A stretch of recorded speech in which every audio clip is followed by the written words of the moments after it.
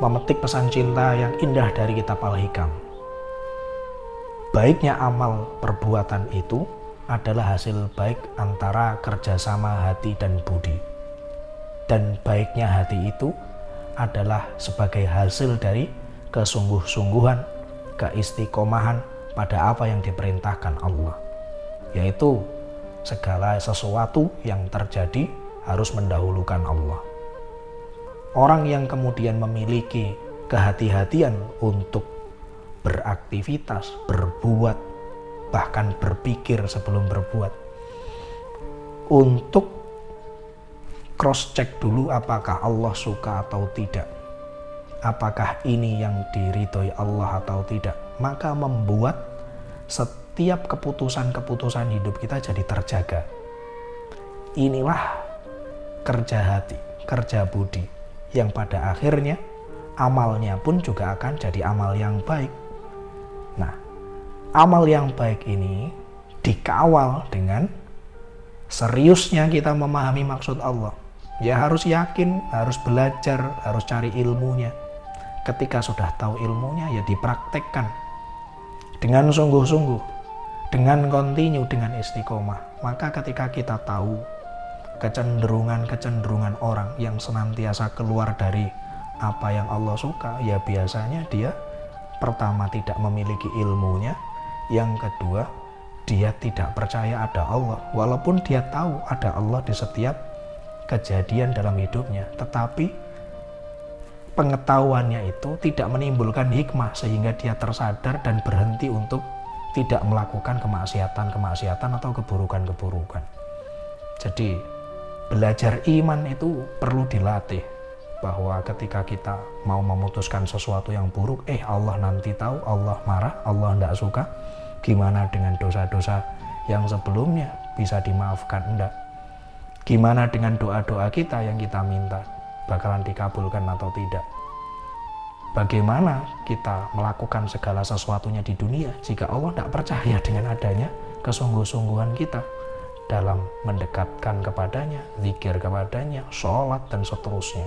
Maka itu orang yang dijaga oleh Allah, yaitu orang-orang yang luar biasa, orang-orang yang latihan setiap harinya, latihan beriman, latihan percaya bahwa setiap kejadian itu diawasi oleh Allah. Maka itu ketika melihat seseorang ya sulit untuk kemudian melihat hatinya, karena itu pekerjaannya diri kita sendiri, evaluasi. Dan pekerjaannya Allah, kita nggak bisa ngevaluasi kan. Yang bisa kita evaluasi ya diri kita sendiri terhadap apa-apa yang tersembunyi di dalam hati. Maka itu jangan gampang kagum dengan seseorang karena kita nggak tahu. Bagus, akhlaknya terpancar baik, ya kita patut seneng, patut suka dan patut meneladani. Berlebihan jangan. Ketika ada orang yang berbuat buruk atau mungkin terperosok dalam ladang-ladang kemaksiatan, jangan segera cepat-cepat memutusi bahwa dia buruk, karena kita tidak tahu apa yang terjadi dalam kejadian pada orang lain. Itu bisa jadi adalah ujian dia dari Allah, bukan buruknya dia. Kita tidak tahu kan ya. Mungkin bisa jadi setelah ada ujian itu dia diangkat Allah jadi hamba yang baik. Maka ya yang perlu kita lihat ya diri kita sendiri.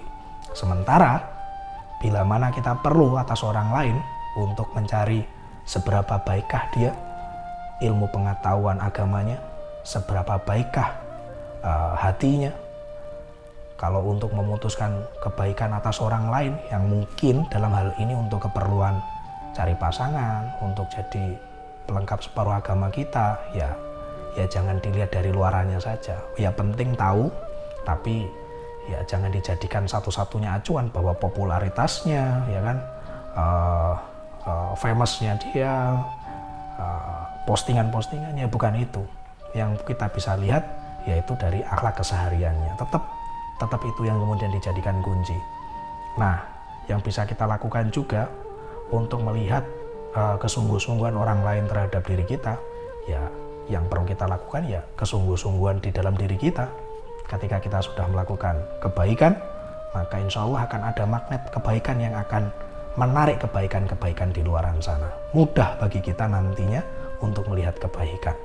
Maka disinilah peran hati bekerja. Hati yang tidak terhijab dengan kebaikan-kebaikan atas izinnya Allah.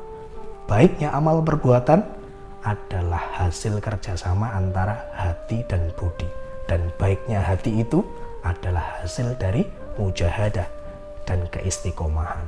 Apa yang Allah perintahkan di dalam setiap pesan-pesan cintanya. Maka itu baca dalam Al-Quran, dalam sunnah-sunnah Rasulullah SAW. Allahu a'lam bishawab.